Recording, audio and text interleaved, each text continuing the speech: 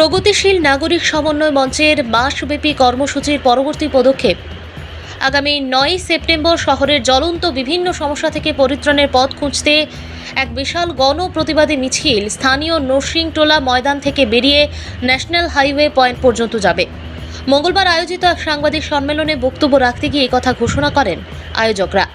সাংবাদিক সম্মেলনে তাঁরা জানান, বর্তমানে এক কঠিন পরিস্থিতির মধ্য দিয়ে শহরবাসী দিন কাটাচ্ছেন। ভাঙা ফুটপাত, বেহাল সড়ক অবস্থা, দুর্গন্ধযুক্ত পানীয় জল, আবর্জনায় ভর্তি শহরের প্রত্যেকটি নালা নর্দমা, বৃষ্টির জমা জল সহ নানা সমস্যায় যখন মানুষের বেঁচে থাকা প্রশ্নচিহ্নের মুখে এসে দাঁড়িয়েছে, ঠিক তখনই শিলচর পৌরসভা সম্পূর্ণ অন্যায় ও বেআইনিভাবে জলকর থেকে শুরু করে বিভিন্ন ক্ষেত্রে অত্যাধিক হারে কর বৃদ্ধি করছে। ফলে সাধারণ মানুষ দিশেহারা হয়ে পড়েছেন। বিষয়টি নিয়ে মঞ্চের কর্মকর্তারা তীব্র ক্ষোভ প্রকাশ করে শিলচর পৌরসভার একতরফা তুগলকি সিদ্ধান্তের প্রতিবাদে লাগাতার আন্দোলন চালিয়ে আসলেও শহরবাসীর উদ্বেগ উৎকণ্ঠাকে তোয়াক্কা করছে না পৌরসভা কর্তৃপক্ষ সহ স্থানীয় জনপ্রতিনিধিরা। তারা জানান, 2020 সালে পৌরসভার মেয়াদ শেষ হওয়ার পর থেকে গোটা শহর অভিভাবকহীন হয়ে পড়েছে। জনসংখ্যা বৃদ্ধির তুলনায় পৌরসভা পরিষেবা বর্তমানে লাটে উঠেছে।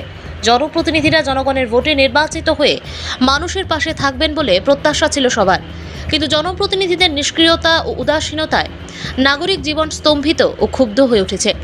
বিভিন্ন কার্যসূচি হাতে নিয়ে মুখ্যমন্ত্রী ডক্টর হিমন্ত বিশ্ব শর্মা ইতিমধ্যেই বরাক সফরে আসছেন। ওনার এই আগমনকালে শহরের জ্বলন্ত বিভিন্ন সমস্যা সহ পৌরসভার বর্তমান পরিস্থিতি তিনি সরজমিনে পর্যবেক্ষণ করে তা সমাধানে উপযুক্ত পদক্ষেপ গ্রহণ করার পাশাপাশি বর্ধিত কর প্রত্যাহারের গণদাবি পূরণে সচেষ্ট হবেন বলে আশা প্রকাশ করেছেন মঞ্চের কর্মকর্তারা। Bureau report, Assam prime network. করতে চেয়েছি, ব্যর্থ হয়েছি। যারা আমাদের কাছে আমলারা রয়েছেন তাদের দৃষ্টি আকর্ষণ করতে চেয়েছি, ব্যর্থ হয়েছি। মুখ্যমন্ত্রীর কাছে কিছুদিন আগে আমরা একটা স্মারকপত্র পেশ করেছি এবং আমরা এখন মুখ্যমন্ত্রীর দিকে তাকিয়ে বসে আছি যে তিনি আমাদের কি জবাব দেন। কারণ আমাদের যে দাবিগুলো, সে দাবিগুলো অত্যন্ত ন্যায্য দাবি বলে আমরা মনে করি যে প্রত্যেক নাগরিকের এই ন্যূনতম সুবিধাটুকু পাওয়া তার অধিকার। তার মধ্যে রাস্তাঘাটটা তিনি সরজমিনে দেখবেন, দেখি 1 নম্বর। দ্বিতীয়ত, যে অন্যায়ভাবে পুরসভার ট্যাক্সটা বৃদ্ধি করা হয়েছে সরকারি আমলা দ্বারা, সেই সরকারের প্রধান হিসাবে যখন তিনি আসবেন, তিনি এসে এই বিষয়টা তিনি বিষয়টা নিয়ে তিনি খোঁজখবর করবেন। এবং তৃতীয়ত, প্রায় 4 বছর ধরে এখানে নির্বাচিত কোনো পুর বোর্ড নেই। আমাদের এই মঞ্চ পুরসভা নির্বাচন করানোর জন্য দাবি তুলে আসছে। এই 3টি বিষয়ে তিনি সরজমিনে তদন্ত করে আমাদেরকে, অর্থাৎ শিলচর শহরের শিলচরবাসীকে, কাছাড়বাসীকে তিনি তার বক্তব্য শুনিয়ে যাবেন, এইটুকু দাবি তার কাছে আমরা জানাচ্ছি। নির্বাচিত পৌরসভা এবং সেই পৌরসভা আমাদের এখানে নাই, দেখার মধ্যেই সেটা অগণতান্ত্রিক এবং বেআইনি। এটাতে যদি আমরা আইনের ঘরে যেতে চাই, সেটা খোলাই আছে, সবসময় যেতে পারি। কিন্তু একটা কথা আমাদের মনে রাখতে হবে, আইনের দীর্ঘসূত্রিতার কথাও মনে রাখতে হবে। সেটা একটা বড় ব্যাপার। কারণ আজকে যে আমরা যন্ত্রণার মধ্যে কাটাচ্ছি, সেটা যদি আমরা আন্দোলন করে আদায় করতে পারি, সেটা ভালো। কারণ মামলায় গেলে নিজের বাড়িতে 1 গ্লাস জমি বা কাঁচের গ্লাসে বা একটা বালতিতে 24 ঘন্টা রাখিয়া, তখন এটা নিচে কত দাগ পড়ে।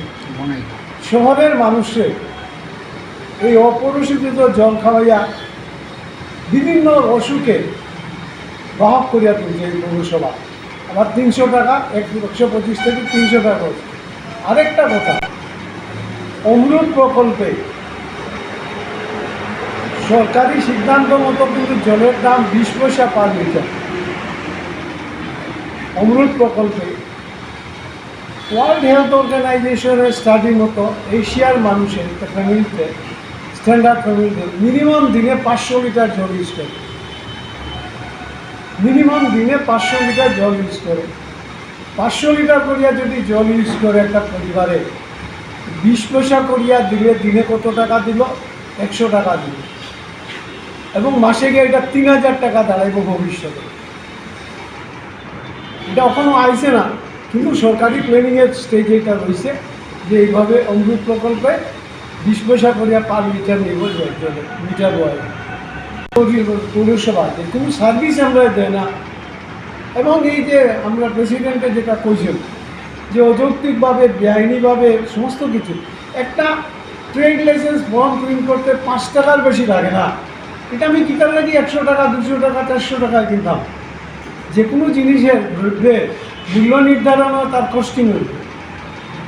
প্রিন্ট কস্ট যদি 5 টাকা হয়ে থাকে তাহলে এটা 200 টাকা কিতাবেই কিনতাম আমি।